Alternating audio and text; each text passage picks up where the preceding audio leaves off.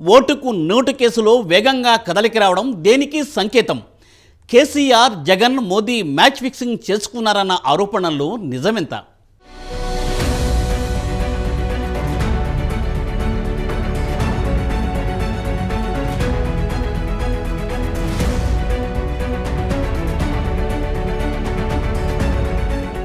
ఎన్నికల వేళ అన్ని రకాల అస్త్రశస్త్రాలను ప్రయోగించడం రాజకీయ పార్టీలకు మామూలే. రాబోయే ఎన్నికల్లో ఇలాంటివి ఎన్నో చూడాల్సి వస్తుంది. తాజాగా ఓటుకు నోటు కేసు సుప్రీంకోర్టులో విచారణకు రానుండడం దీనిలో భాగంగానే విశ్లేషకులు పేర్కొంటున్నారు. 2015లో సంచలనం సృష్టించిన ఓటుకు నోటు కేసులో ప్రస్తుతం వేగవంతమైన కదలికతో రాజకీయ వర్గాల్లో ఎక్కడ చూసినా ఇదే చర్చనీయాంశమవుతోంది.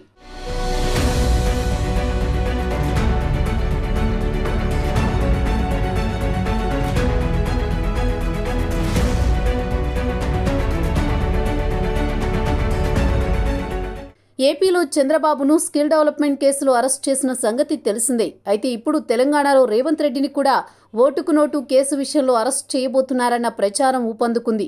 దీంతో ఈ ఇష్యూ హాట్ టాపిక్గా మారిపోయింది. అసలు తెలుగు రాష్ట్ర రాజకీయాల్లో ఏం జరుగుతుందోనన్న చర్చ సర్వత్రా జరుగుతోంది.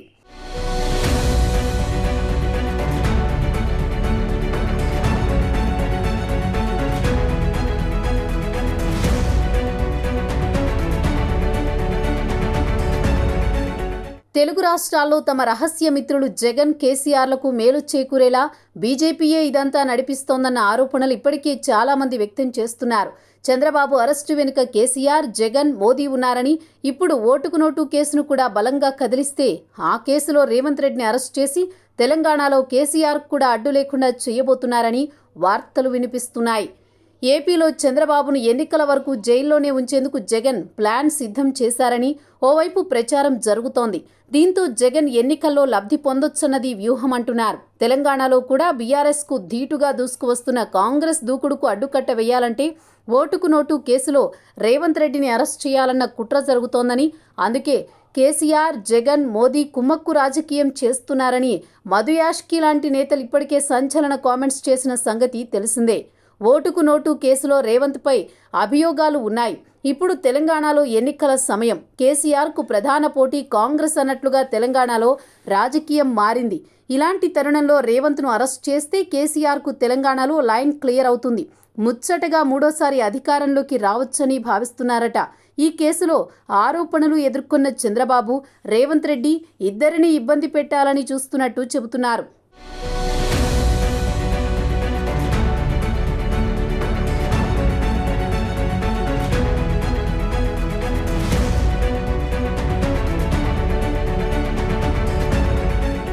మరికొద్ది రోజుల్లో తెలంగాణలో సార్వత్రిక ఎన్నికలు జరగబోతున్న నేపథ్యంలో తెలంగాణ కాంగ్రెస్ అధ్యక్షుడు రేవంత్ రెడ్డి స్పీడ్ పెంచారు. పార్టీ తరపున పోటీ చేయబోయే అభ్యర్థుల జాబితాను ప్రకటించేందుకు కసరత్తు జరగబోతోంది. ఇక పూర్తిగా ఎన్నికల వ్యవహారాల్లోనే రేవంత్ బిజీగా ఉంటున్నారు. తెలంగాణలో కాంగ్రెస్ను అధికారంలోకి తీసుకురావడమే ఏకైక లక్ష్యంగా రేవంత్ ముందుకు వెళుతున్నారు. దీనిలో భాగంగానే బీఆర్ఎస్ ప్రభుత్వంతో పాటు బీజేపీ పైన తనదైన శైలిలో విమర్శలు చేస్తూ దూకుడు ప్రదర్శిస్తున్నారు. అయితే కీలకమైన ఎన్నికల సమయంలో అనూహ్యంగా మళ్లీ ఓటుకు నోటు కేసు తెరపైకి వచ్చింది.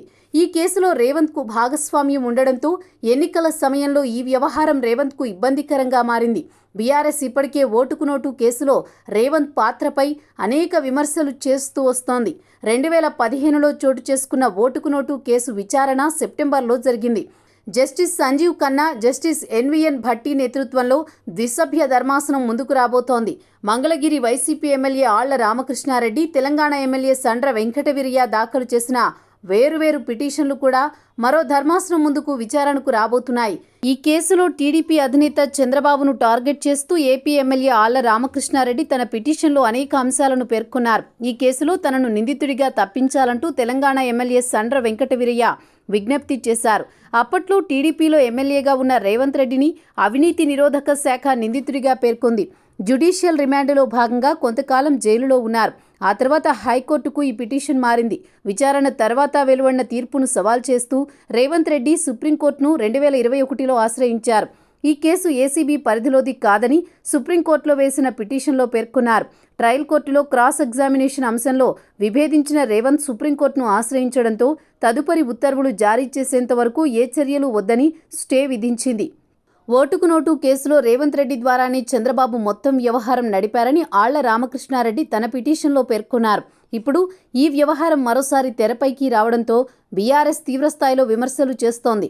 ఓటుకు నోటు కేసులో దొరికిన దొంగ సూట్ కేసుల్లో డబ్బులు పంచుతూ రెడ్ హ్యాండెడ్గా పట్టుబడ్డారు. ఇప్పుడు టికెట్ల కోసం కోట్ల రూపాయలు డబ్బులు దండుకుంటున్నారు అంటూ విమర్శలతో విరుచుకుపడుతున్నారు. ఈ వ్యవహారం రేవంత్కు తలనొప్పిగా మారింది.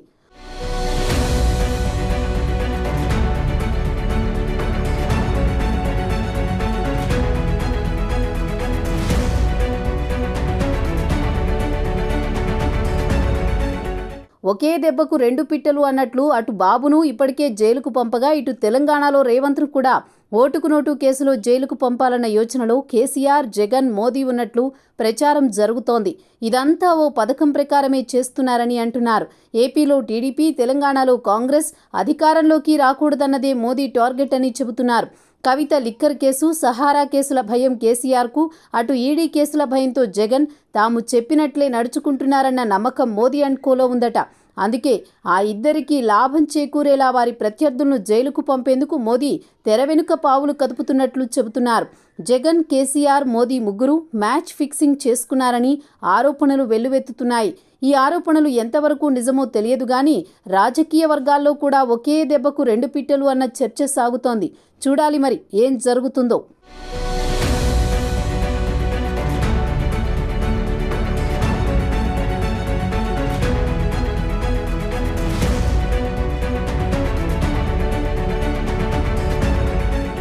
చంద్రబాబును ఎన్నికల వరకు జైల్లోనే ఉంచేలా జగన్ ప్లాన్ చేస్తున్నారని ఒకవైపు వార్తలు వినిపిస్తూ ఉంటే, ఇంకోవైపు రేవంత్ రెడ్డిని అరెస్ట్ చేసి కేసీఆర్ అడ్డు తొలగించుకోబోతున్నారన్న మాట వినిపిస్తోంది. మొత్తంగా మోదీతో కుమ్మక్కైన కేసీఆర్, జగన్ పెద్ద స్కెచ్చే వేసినట్లు చెబుతున్నారు. మోదీకి కూడా తెలంగాణలో కాంగ్రెస్, ఏపీలో తెలుగుదేశం అధికారంలోకి రాకూడదని, జగన్, కేసీఆర్ అయితే కీలుబొమ్మల్లా తమకు సహకరిస్తారని భావిస్తున్నట్లు ప్రచారం జరుగుతోంది. మరి ఓటుకు నోటు కేసు వ్యవహారం ఏం మలుపు తీసుకుంటుందో తెలియాలంటే మాత్రం వేచి చూడాల్సిందే.